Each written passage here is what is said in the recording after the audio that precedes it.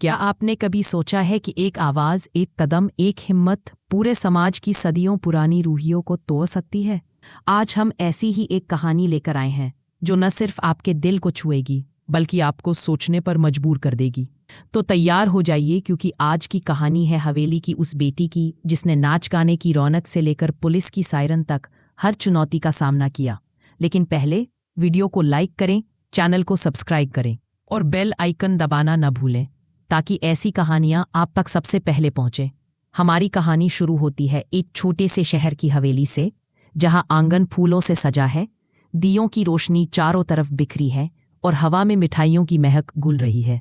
ये मंजर है एक शादी का, जहां हर कोई झूम रहा है। लेकिन इस रौनक के बीच एक सवाल उठता है, क्या ये खुशी हमेशा बरकरार रह पाएगी? आइए चलते हैं इस कहानी में। हवेली का आंगन आज किसी उत्सव से कम नहीं।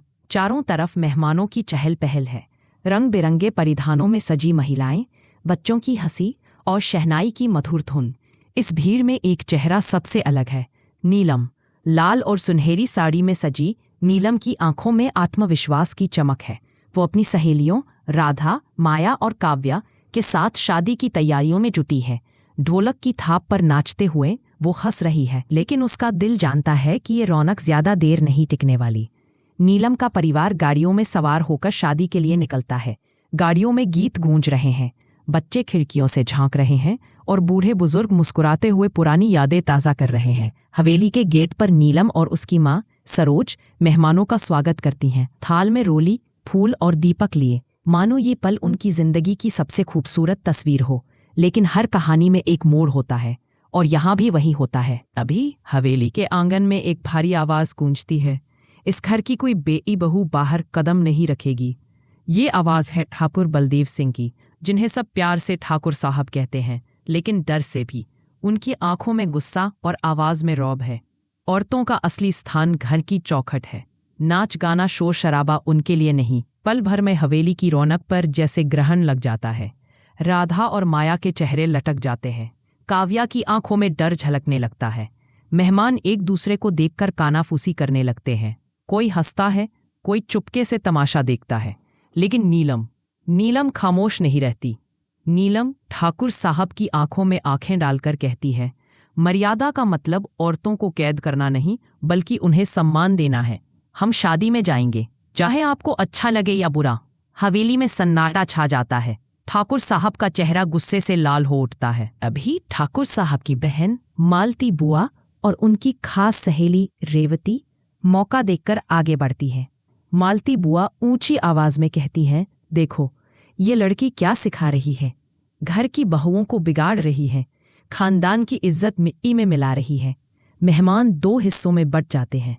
कुछ ठाकुर साहब का पक्ष लेते हैं तो कुछ नीलम की हिम्मत को सलाम करते हैं। नीलम का आत्मविश्वास डगमगाता नहीं। वो साफ शब्दों में कहती है, अगर किसी ने हमें रोका तो मैं पुलिस बुलाऊंगी। ये सुनकर सबके होश उड़ जाते हैं। ठाकुर साहब व्यंग्य भरे लहजे में हंसते हैं, पुलिस? ये घर के मामले हैं, घर में सुलझते हैं। बाहर वालों को बुलाकर खानदान की बदनामी मत करो। लेकिन नीलम फोन उठाकर कहती है, अन्याय सहना शर्म की बात है, सच कहना नहीं। उसका अंगूठा कॉल बटन दबाता है और कुछ ही मिनटों में हवेली के बाहर पुलिस की सायरन गूंजने लगती है। खाकी वर्दी में सिपाही उतरते हैं। सबकी सांसें थम जाती है। पुलिस इंस्पेक्टर पूछता है, क्या मामला है? नीलम बिना डरे जवाब देती है, ठाकुर साहब ने हमें मानसिक प्रताड़ना दी, हमारी आज़ादी छीनने की कोशिश की और शादी में जाने से रोका। ठाकुर साहब चिल्लाते हैं, इसने खानदान को बदनाम कर दिया। लेकिन नीलम तुरंत पलटवार करती है, घर इज्जत से चलता है, डर और जुल्म से नहीं। अगर आपने फिर रोका तो जेल ही आपका नया ठिकाना होगा। इंस्पेक्टर आदेश देता है और ठाकुर साहब को हिरासत में ले लिया जाता है। हवेली में सन्नाटा फैल जाता है। बुजुर्गों के चेहरे पीले पड़ जाते हैं। मालती बुआ डर फैलाने की कोशिश करती हैं, ये लड़की खानदान को बर्बाद कर देगी। लेकिन सरोज, नीलम की मां, दृढ़ता से कहती है, नहीं, उसने सही किया, औरतों का हक छीना नहीं जा सकता। राधा, माया और काव्या कांपते हुए नीलम का हाथ पकड़ती है। डरते हुए पूछती है, अगर ठाकुर साहब जेल गए तो? नीलम उन्हें सांत्वना देती है, कभी कभी बड़े सबक सिखाने के लिए बड़े कदम उठाने पड़ते हैं। ये सिर्फ मेरी नहीं, हर औरत की लड़ाई है।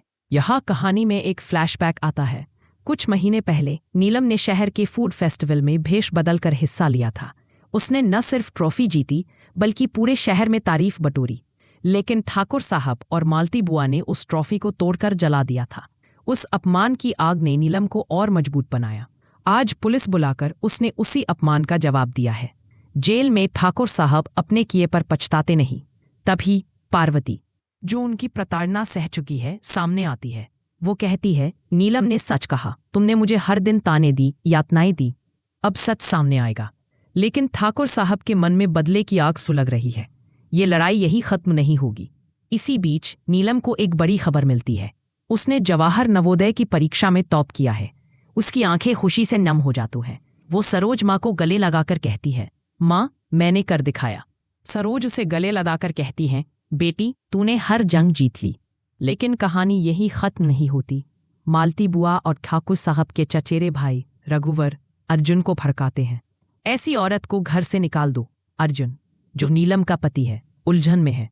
एक तरफ नीलम के लिए गर्व, दूसरी तरफ सामाजिक दबाव। वो नीलम से पूछता है, तूने इतना बड़ा कदम क्यों उठाया?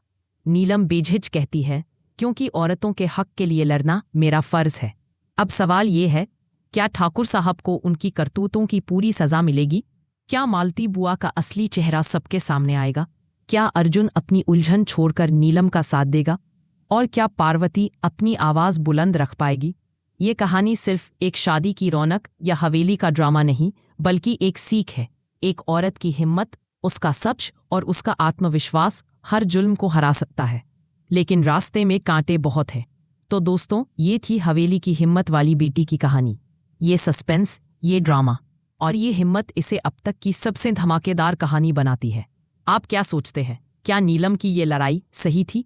कमेंट में बताइए। और अगर आपको ये कहानी पसंद आई तो वीडियो को लाइक करें।